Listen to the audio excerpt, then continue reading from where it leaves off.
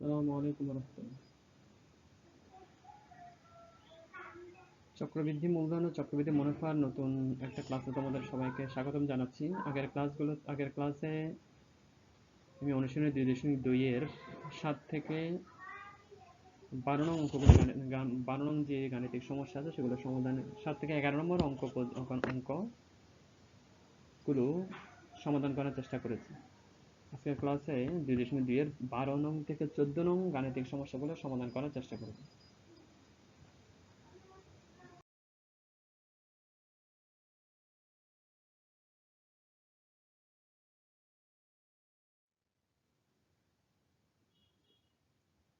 12 নম্বর অঙ্কে কি বলা হচ্ছে দেখো, এক ব্যক্তি একটি ঋণদান সংস্থা থেকে বার্ষিক 8% চক্রবৃদ্ধি মুনাফায় 5,000 টাকা ঋণ নিলেন।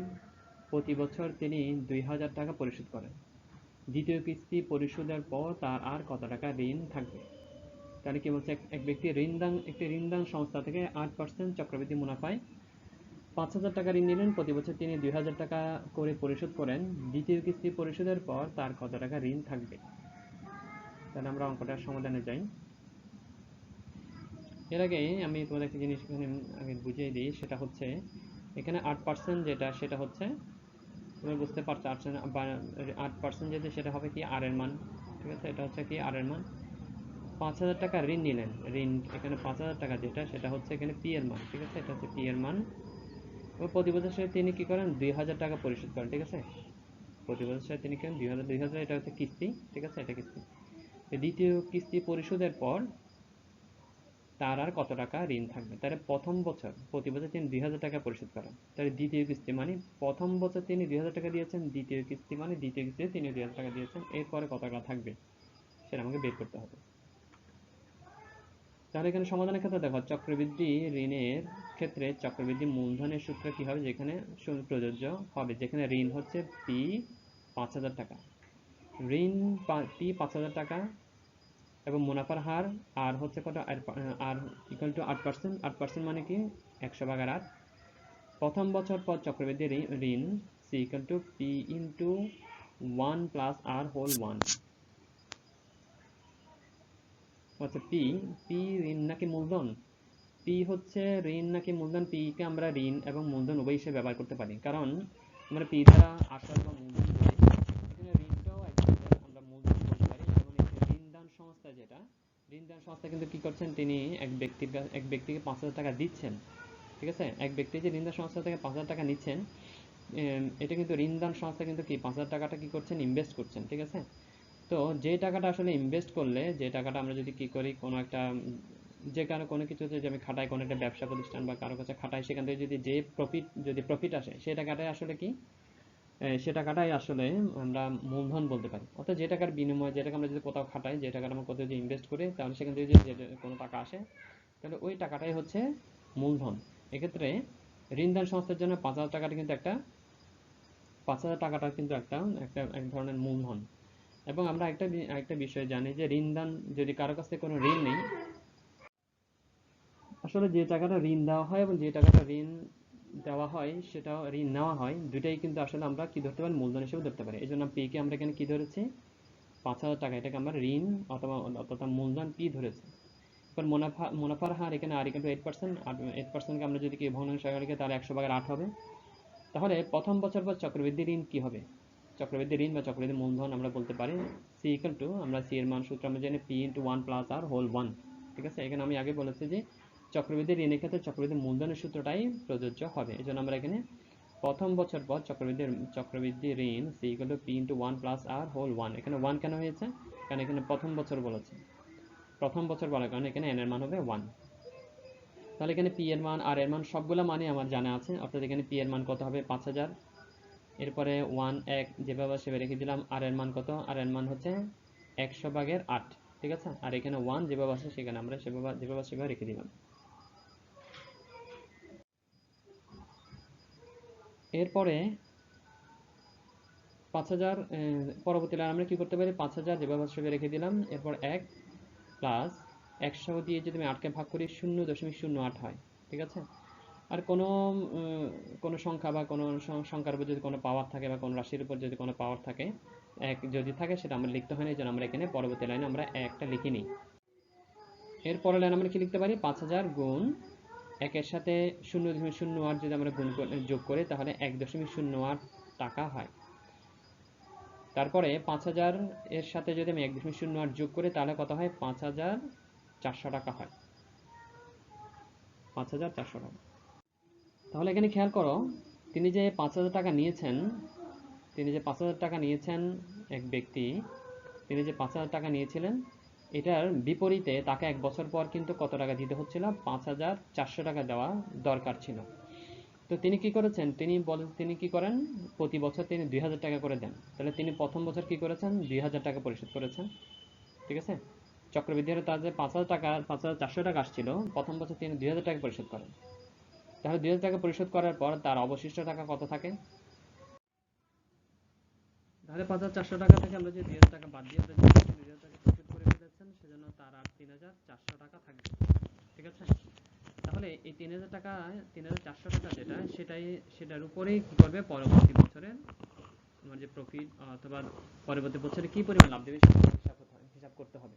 এই জন্য 3400 টাকাটা আমার দ্বিতীয় বছরের জন্য কিন্তু আসল হবে। ঠিক আছে, আমরা চক্রবৃদ্ধি মুনাফাতে আমরা জানি যে প্রথম বছরে যে যে প্রারম্ভিক মূলধন যেটা, সেটার উপর যে প্রফিট হয়, ওই প্রফিট সহ প্রারম্ভিক মূলধন যে যোগ করার পরে যে টাকাটা হয়, সে টাকাটা হচ্ছে দ্বিতীয় বছরের জন্য আমার আসল হিসেবে কাউন্ট হয়। এখানে সেম কাজ হয়েছে, অর্থাৎ প্রথম বছরে যে আমরা প্রারম্ভিক মূলধন, সেটার সাথে আমরা যে প্রফিটটা যোগ হয়েছে 5400 টাকা, তাহলে এটাই আমার কি হওয়ার কথা ছিল, দ্বিতীয় বছরের জন্য আসল হওয়ার কথা ছিল। কিন্তু তিনি কি করেছেন, 2000 টাকা যেহেতু পরিশোধ করে ফেলছেন, যে কারণে কি হবে, 3000 টাকা থাকে, এই জন্য এই 3000 টাকাটাই হবে আমার দ্বিতীয় বছরের জন্য আসল। যদি 2000 টাকা পরিশোধ না করতেন, তাহলে 3400 টাকা, 2000 টাকা পরিশোধ না করলে তাহলে 5400 টাকাই হতো আমার দ্বিতীয় বছরের জন্য আসল। কিন্তু যেহেতু অলরেডি 2000 টাকা পরিশোধ করে ফেলছেন, এই জন্য 5400 থেকে 2000 বাদ দিলে 3400 টাকা আমার দ্বিতীয় বছরের জন্য কি হবে, আসল হবে। যেন আমরা দ্বিতীয় বছরের শুরুতে আমরা আসল হিসেবে কি লিখতে পারি, P1 এগুলো 5400 থেকে 2000 বিয়োগ দিয়ে 3400 টাকা। তাহলে এই 3400 টাকার উপর দ্বিতীয় বছরে গিয়ে আমাদের চক্রবৃদ্ধি মূলধন, অর্থাৎ 3400 উপর আমার দ্বিতীয় বছরে কি লাভ হবে সেটা আমরা একটু যদি বের করি, তাহলে দ্বিতীয় বছরে চক্রবৃদ্ধি ঋণ সি ইকুয়াল টু কি হবে, P1 into 1 plus R whole 1। এখানে দ্বিতীয় বছরান্তে, এখানে শুধু কি বলছে, শুধু দ্বিতীয় বছরটার জন্য, দ্বিতীয় বছরটা একটা বছর, এই জন্য আমরা এখানে কি লিখেছি, 1 বছর লিখেছি।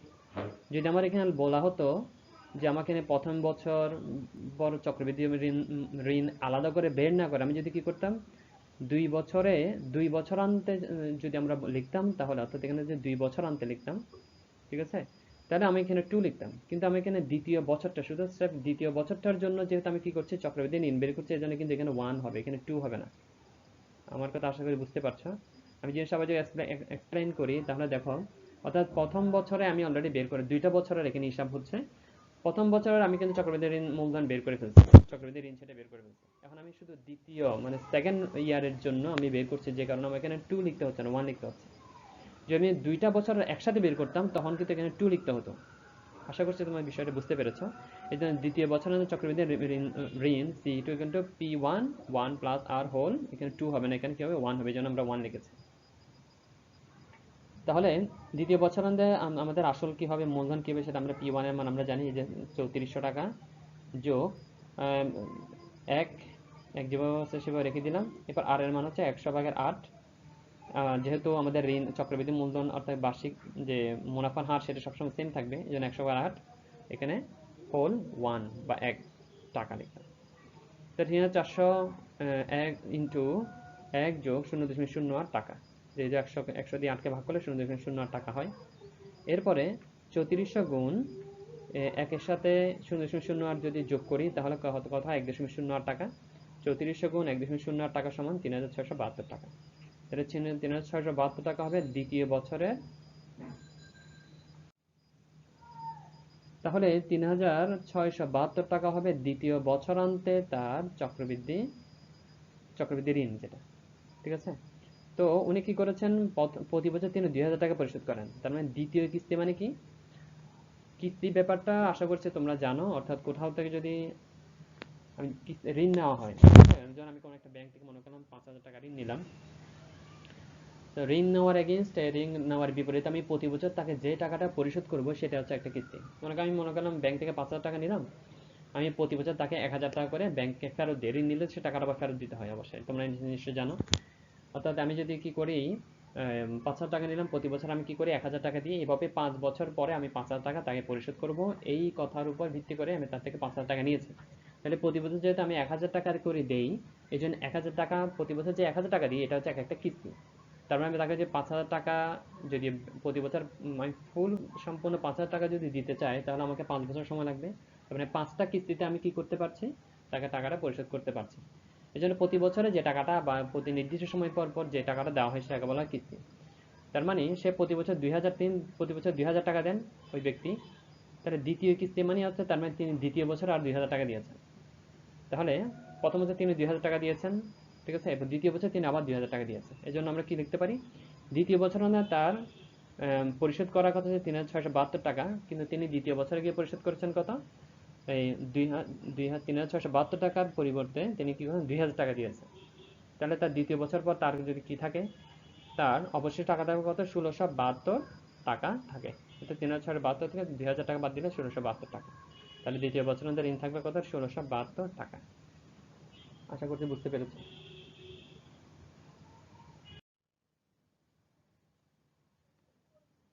13 নম্বর অঙ্কটা একটা সৃজনশীল গাণিতিক সমস্যা। কি বলে, এখানে কি বলা আছে দেখো, একই হার চক্রবৃদ্ধি মুনাফা, একই হার কোন মূলধন 1 বছরান্তে সবৃদ্ধি মূল 19,500 টাকা এবং 2 বছরান্তে সবৃদ্ধি মূল 20,280 টাকা হলো। তাহলে মুনাফা নির্ণয়ের সূত্রটা কি, এবং বলছে মূলধন নির্ণয় করা, এবং একই হারে উক্ত মূলধনের জন্য 3 বছর পর সরল মুনাফা চক্রবৃদ্ধি মুনাফার পার্থক্য নির্ণয় করা। আমাকে এই তিনটা গাণিতিক সমস্যা সমাধান করতে হবে। তাহলে আমরা প্রথমটা কি বলেছে, এখানে কি বলেছে দেখো, কোন মূলধন 1 বছরান্তে মানে 1 বছর পরে সবৃদ্ধি মূল মানে কি, যেখানে মূলধনও আছে আসলও আছে, সরি যেখানে মূলধনও আছে এবং মুনাফাও আছে, ঠিক আছে। এই সবৃদ্ধি মূল বলতে কি বোঝায়, মূলধন এবং আসল, অর্থাৎ মুনাফা আসল। এবং 2 বছর আনতে, তার মানে 2 বছর আনতে এখানে কি বল, 20,280 টাকা এখানে কিনেছে, মুনাফা আছে মূলধনও আছে, ঠিক আছে। তাহলে এখানে সময়ের উল্লেখ আছে, এটা আমরা এন এর মান হবে, এখানে সবৃদ্ধি মূল তার মানে এখানে মুনাফা এবং আসল দুইটাই আছে, এটা এর মান আমরা ধরতে পারি। এবং 2 বছর আনতে এখানে এন এর মান হবে 2, ঠিক আছে, আর এখানে সবৃদ্ধি মূল 20,280 টাকা। এটা হচ্ছে কি এর মান বা সবৃদ্ধি মূল বা মুনাফা আসল।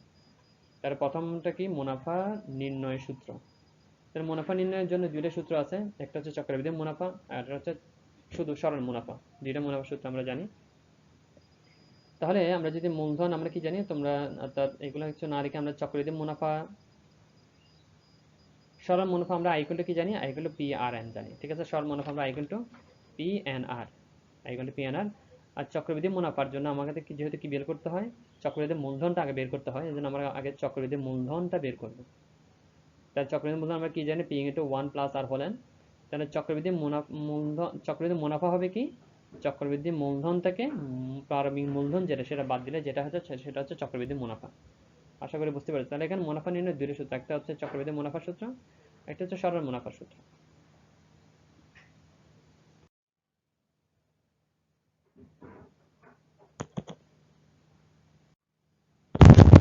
হতে বলেছে যে কি করার জন্য, মূলধন নির্ণয় করার জন্য। তোমরা একটু প্রশ্ন তোমরা একটু বইয়ে দেখো, মূলধন নির্ণয় করতে বলেছে। তাহলে আমরা জানি যে কি, মূলধন যদি পি হয়, সময় যদি এন, মুনাফার হার যদি আর হলে চক্রবৃদ্ধি মূলধন নির্ণয়ের যে সূত্র সেটা কি, P equal to 1 plus R whole N, P equal to 1 plus R whole N, ঠিক আছে। তাহলে এখন আমি যদি 1 বছর আনতে চক্রবৃদ্ধি মূলধন বের করতে চাই, 1 বছর আনতে, তাহলে চক্রবৃদ্ধি মূলধন কি হবে, P into 1 plus R whole N, ঠিক আছে। 1 বছর আনতে চক্রবৃদ্ধি মূলধন, 1 বছর আনতে চক্রবৃদ্ধি মূলধন হচ্ছে P into 1 plus R whole N. তাহলে হোল এন, এখানে এন এর মান হবে 1, ঠিক আছে, এন এর মান হবে 1। তাহলে সমান হচ্ছে পি ইন্টু 1 প্লাস আর হবে, যেহেতু 1টা লিখতে হয় না, যেন 1 লিখিনি। এরপর দ্বিতীয় বছর আনতে চক্রবৃদ্ধি মূলধন কত হবে, দ্বিতীয় বছর চক্রবৃদ্ধি মূলধন পি ইন্টু 1 প্লাস আর, 1 প্লাস আর হোল 2, ঠিক আছে, দ্বিতীয় থেকে 1 প্লাস আর হোল 2। এখন আমরা অলরেডি তোমরা বইয়ে দেখো, বইয়ে এখানে কি বলছে, 1 বছর আনতে চক্রবৃদ্ধি মূলধন দেওয়া আছে 19,500 টাকা, ঠিক আছে, এক বছরান্তে। তাহলে এটা কিন্তু এক বছরান্তে চক্রবৃদ্ধি মূলধন। 19,500 টাকা সেটাও কি এক বছরান্তে চক্রবৃদ্ধি মূলধন বা সবৃদ্ধি মূল, ঠিক আছে, চক্রবৃদ্ধি মূলধন। তাহলে আমরা কি লিখতে পারি? এক বছরের চক্রবৃদ্ধি মূলধন বা সবৃদ্ধি মূল P × 1 + R = 19,500 টাকা। দ্বিতীয় বছরান্তে এখানে P × 1 + R হোল n অর্থাৎ P × 1 + R 2 হোল 2 দেওয়া আছে। এটা হচ্ছে চক্রবৃদ্ধি মূলধন দ্বিতীয় বছরান্তে। তোমাদের বইও দেওয়া আছে কি দুই বছরান্তে সবৃদ্ধি মূল 20,280 টাকা, অর্থাৎ দুই বছরান্তে যে মূলধন সহ আসল সহ যে মুনাফা সেটা 20,280 টাকা। তাহলে আমরা এখানে সেমভাবে লিখতে পারি না, P × 1 + R হোল 2 = 20,280, কারণ এটা একটা সবৃদ্ধি মূল, এটাও একটা সবৃদ্ধি মূল, ঠিক আছে। এটা একটা চক্রবৃদ্ধি মূলধন, যেখানে মূলধন আছে আসল আছে, যেখানে মূলধন আছে মুনাফা আছে, এখানে মূলধন আছে মুনাফা আছে। প্রথমটাকে আমরা 1 নং সমীকরণ দিলাম, দ্বিতীয়টাকে আমরা 2 নং সমীকরণ দিলাম। এখন 2 নংকে আমরা যে 1 নং দিয়ে ভাগ করি, এই 2 নংকে 1 নং দ্বারা ভাগ করলে তাহলে কি দাঁড়ায়? 2 নং এর বাম পাশে আছে কি P × 1 + R হোল 2, 2 নং এর আবার 1 নং এর বাম পাশে আছে P × 1 + R, ঠিক আছে। এই জন্য উপরে বাম পাশে উপরে লিখলাম 2 নং এর অংশ, বাম পাশে নিচে লিখলাম 1 নং এর অংশ, যেহেতু আমরা 2 নংকে 1 নং দ্বারা ভাগ করছি। সেম ভাবে এই 2 নং সমীকরণের ডান পাশে আছে 20,280, এই জন্য উপরে 280 লিখলাম, নিচে লিখলাম 19,500। তাহলে আমরা যখন ক্যালকুলেশনে যাই, P × 1 + R whole 2 divided by P × 1 + R = 19,500 ভাগের 20,280। এর পরবর্তী লাইনটা চাইলে আমরা এভাবে লিখতে পারি। তোমরা এই রেড কালার এটা তোমরা চাইলে লিখতেও পারো, না লিখতেও সমস্যা নেই, আমি জাস্ট বোঝার সুবিধার্থে তোমাদের লিখেছি। এখানে এটাকে চাইলে আমরা P × 1 + R হোল 2 কে আমরা চাইলে P × 1 + R × 1 + R লিখতে পারি, কারণ এখানে 1 + R এর উপর 1 + R এর উপর কি আছে 2 আছে, ঠিক আছে। এই জন্য আমরা P × এটা আমরা ইংলিশে লিখে ফেলেছি, এটা 1 হবে, এটা 1 হবে। তাহলে এখানে P × 1 + R into 1 + R divide by P × 1 + R হবে ইকুয়াল টু আমরা 20,280 19,500 লিখলাম, ঠিক আছে। এরপর আমরা চাইলে এটা আর এই পি কেটে দিতে 1 + R 1 + R কেটে পি কেটে দিলাম, তার এখানে 1 + R থাকে। এরপর 280 কে যদি আমি 195 দিয়ে কাটি, উপরে থাকে 104, উপরে থাকে কত 100, উপরে থাকে 104, ঠিক আছে। এরপরে 19,500 কে যদি আমি কি করি, 19,500 কে যদি আমি 195 দিয়ে কাটি, নিচে থাকে কত 100,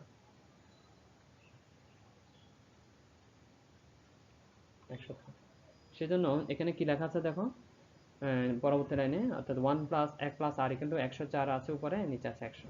এটাকে আমরা 3 নং সমীকরণ দিলাম আমাদের অঙ্কের সুবিধার্থে। তাহলে সুতরাং 1 + R এর মান আমরা এখন কি করি, আচ্ছা এখানে যে মানটা পেয়েছে সেটা আমরা আপাতত এত রেখে দিলাম, কোনো ক্যালকুলেশন করলাম না। তাহলে সুতরাং 1 + R এর মান আমরা যে 1 নং সমীকরণে বসাই, 1 নং সমীকরণটা দেখো P × 1 + R, ঠিক আছে। তাহলে এখানে 1 + R এর পরিবর্তে আমরা এখানে 104, 100 ভাগের 104টা লিখলাম, আর এখানে 19,500 যেভাবে সেভাবে রেখে দিলাম, আর P তো আগে থেকে আছে, ঠিক আছে। এতটুকু আমরা করলাম।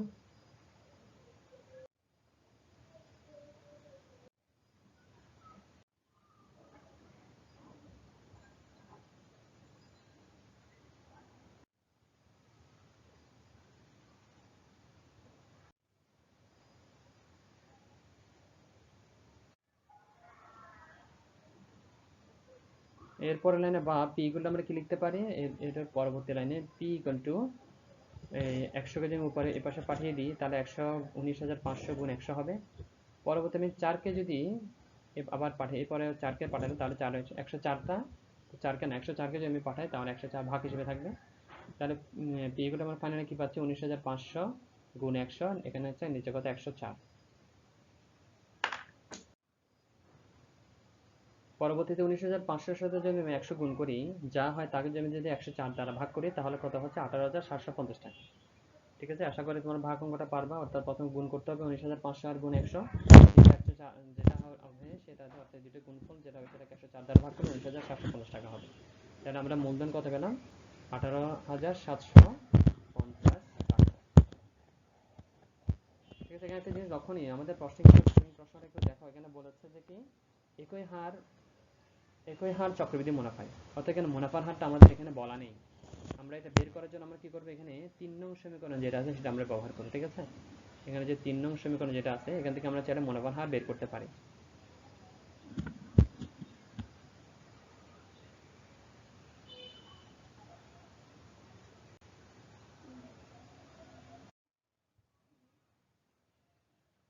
গ এর প্রশ্নটা তোমরা একটু বই থেকে দেখো, গ তে কি বলেছে। গ তে বলেছে একই হারে উক্ত মূলধনের জন্য, একই হারে, এখানে হারটা বের করতে হবে, উক্ত মূলধনের জন্য 3 বছর পর সরল মুনাফা চক্রবৃদ্ধি মুনাফার পার্থক্য নির্ণয় করো। তাহলে গ এর মধ্যে আমাকে বলেছে একই হারে, তার মানে হার এখানে দেওয়া নেই, আমাকে বের করতে হবে উক্ত মূলধন। মূলধন আমরা একটু যেটা বের করতে হবে 18,750 টাকা, এটার জন্য 3 বছর পরে চক্রবৃদ্ধি মূলধন, চক্রবৃদ্ধি মুনাফা এবং সরল মুনাফার জন্য পার্থক্যটা আমাকে বের করতে হবে। তাহলে আমরা এখানে আমি আগে বলেছি খতে আমরা 3 নং সমীকরণে কি পেয়েছিলাম, 3 নং সমীকরণ আমরা পেয়েছি 1 প্লাস আর ইকুয়াল টু কত, 100/104। তাহলে এখান থেকে আমরা আর ইকুয়াল টু কি লিখতে পারি, দুঃখিত, এখানে আর ইকুয়াল টু আমরা লিখতে পারি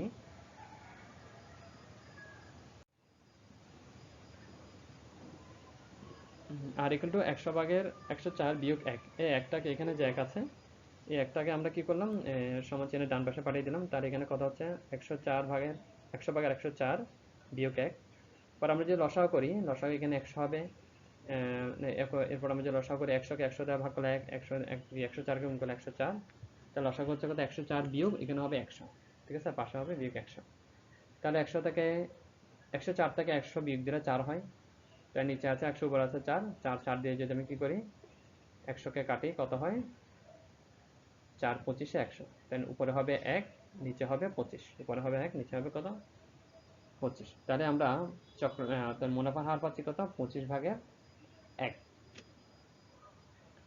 তা খতে আমরা মূলধন পেয়েছিলাম কত 18,750 টাকা, এবং আমাদের গতে প্রশ্ন দেওয়া আছে কি সময় কত 3 বছরের জন্য আমাকে কি 3 বছরের জন্য আমাকে চক্রবৃদ্ধি মূলধন, চক্রবৃদ্ধি মুনাফা সরল চক্রবৃদ্ধি মুনাফা এবং সরল মুনাফার পার্থক্য নির্ণয় করতে হবে।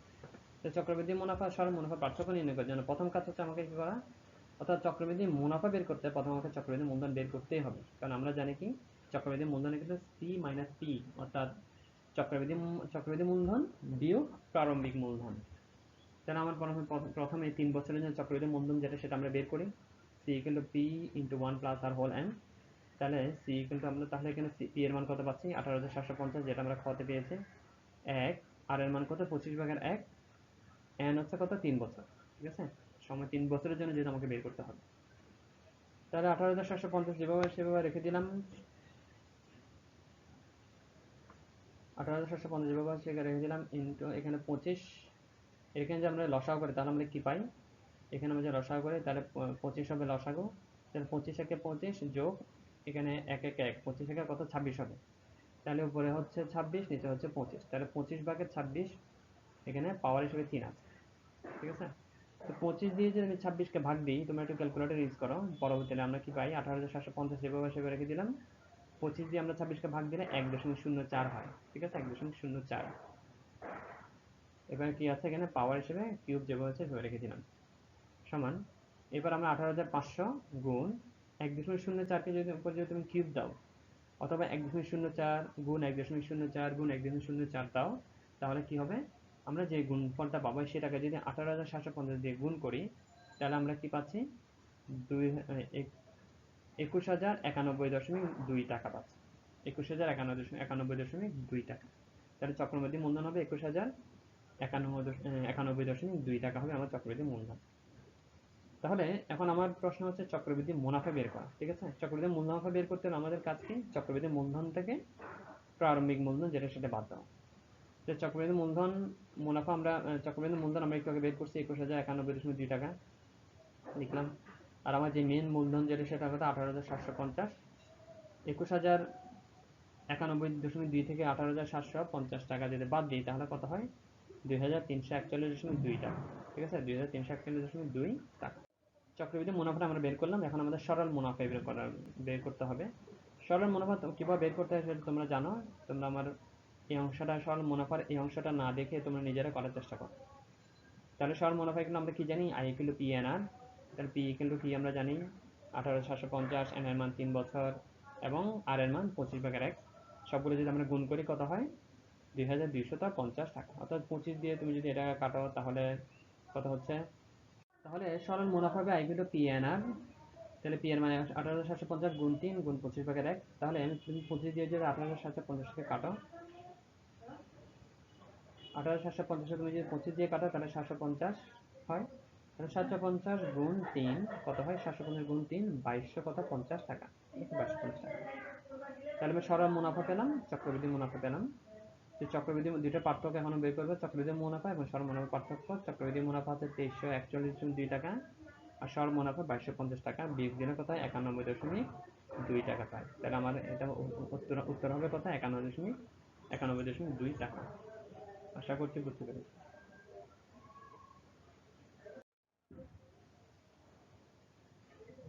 গতে 14 নম্বর সমস্যা বলেছে শিপ্রা বড়ুয়া কোনো ব্যাংকে 3000 টাকা জমা রেখে 2 বছর পর মুনাফা সহ 3600 টাকা পেয়েছে।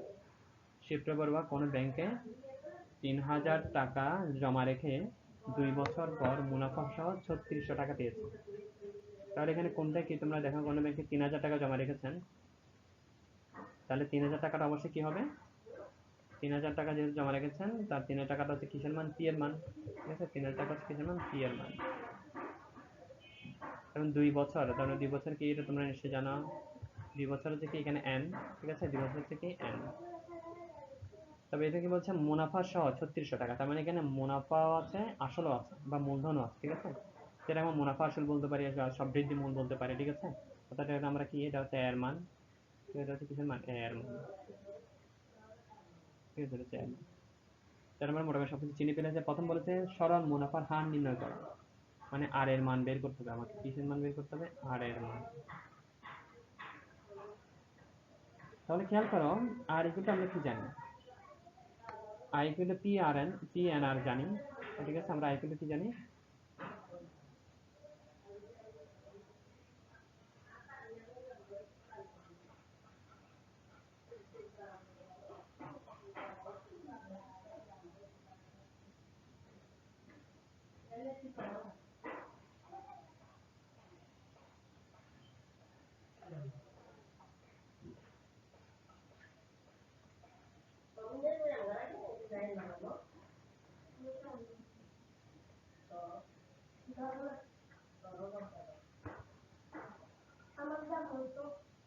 তাহলে I equal to P N R হলে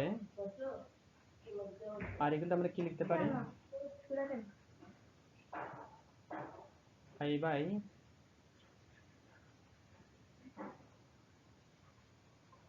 পি এন। ঠিক আছে, আই বাই পি এন।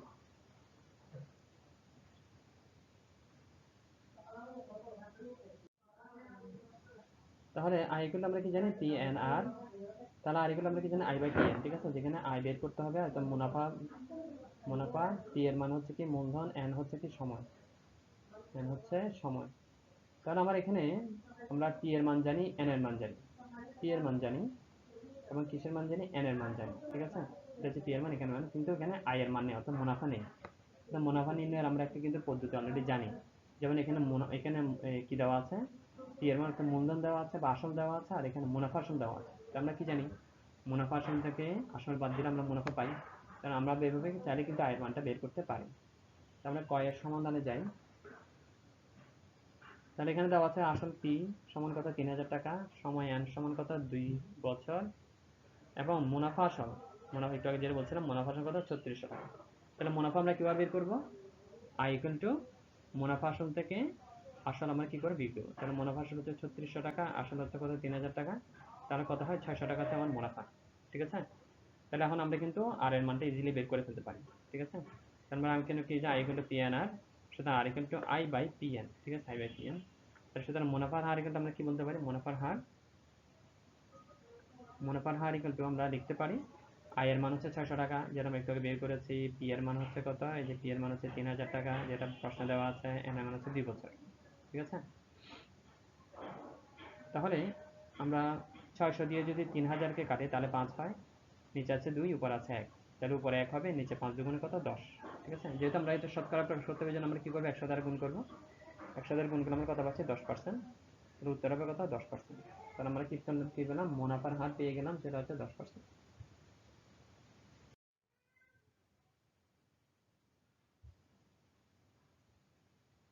আমাদের প্রশ্নে বলেছে আরো 3 বছর পর মুনাফা আসল কত হবে, আরো 3 বছর পরে। ঠিক আছে, তাহলে আমাদের আসল এবং মুনাফার হার সবগুলো সেম থাকবে, শুধু আরো 3 বছর পরে যেহেতু আমাকে বের করতে হবে, সেজন্য আমরা কি লিখবো, তাহলে আসল কত, টি সমান 3 বছর, সময় আমরা আগে ছিল কত 2 বছর, আরো 3 বছর মানে কি, মানে 2 বছরের পর আরো 3 বছর মানে 5 বছর না, 3 বছর আমাকে কি করতে হবে, যোগ করতে হবে। তাহলে n এর মান হবে 5 বছর। আর মুনাফার হার 10% যেটা আছে সেবার রেখে দেবো, তো 10% মানে কি 100/10, মানে 10/1। ঠিক আছে, 10/1। সুতরাং আরো 3 বছর পর মুনাফা আসল, মুনাফা আসল কিন্তু আমরা কি জানি। তাহলে আমি এখানে তোমাদের বোঝার সুবিধার্থে মুনাফা আসল পি কিন্তু ওয়াই প্লাস আর এটা আসছে, কিন্তু এটা কিভাবে আসছে তোমরা যদি না জেনে থাকো, আমি তোমাকে এটাকে পাস করে দিয়েছি। অর্থাৎ আমরা মুনাফা আসল কিন্তু আমরা কি জানি, মুনাফা আসল যেখানে মুনাফা আসল যোগ মুনাফা। ঠিক আছে, আসল যোগ কি, ইন্ডিকেটর দিয়ে দেখাই, অর্থাৎ কিন্তু আসল যোগ মুনাফা। ঠিক আছে, সেটা তোমরা নিশ্চয়ই জানো, আমরা 2.1 চ্যাপ্টার অলরেডি অনেকবার করেছি। তাহলে এরপর সমান চিহ্ন দিয়ে দ্বিতীয় লাইনে পি যেভাবে আছে মূলধন যেভাবে সেভাবে রেখে দিলাম। তাহলে পি প্লাস আই এর মান কি জানি, পি এন আর জানি। ঠিক আছে, আই এর মান কি, পি এন আর। তারপর তৃতীয় লাইনে দেখো, আমি এখান থেকে উভয় থেকে পি যদি কমন নিই, তাহলে পি কমন নিলে এখানে থাকে 1 প্লাস এখানে থেকে আর এন। ঠিক আছে, এখানে থেকে কি থাকে, আর এন।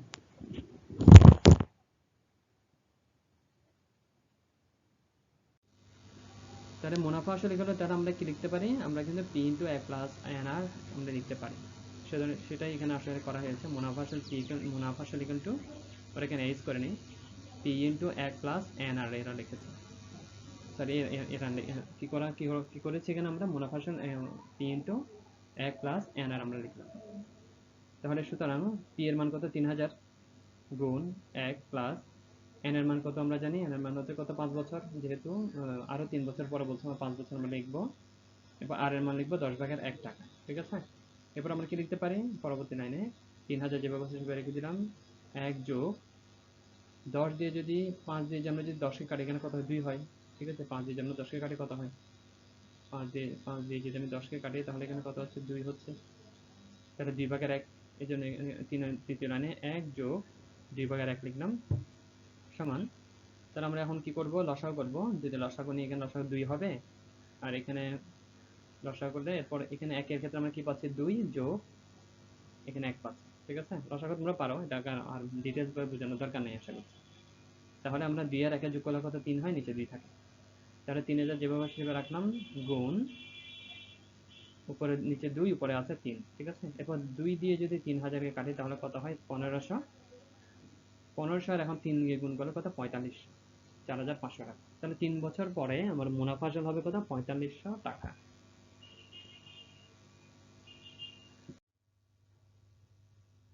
গ নম্বরে কি বলেছে তোমরা একটু প্রশ্নটা পড়ো।